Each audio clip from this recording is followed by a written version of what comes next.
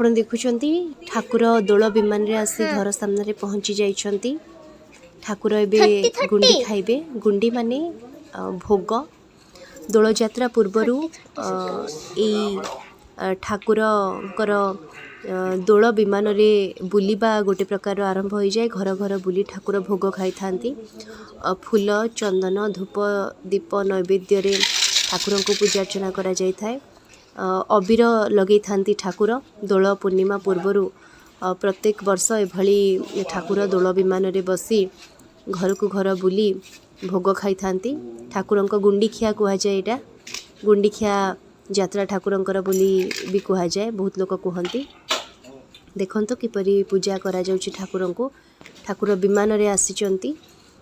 सब बेले आमे मंदिर को जाऊ ठाकुर को दर्शन करूँ किंतु दोल पूर्णिमा पूर्वरु दोल विमान रे बसी ठाकुर घर सामना को आसते से तार गोटे नियारा दृश्य थाए जोटा कि आपण माने वीडियो रे देखुचंती।